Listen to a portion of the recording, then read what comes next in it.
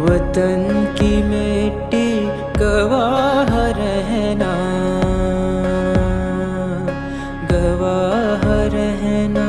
वतन की मिट्टी गवाह रहना,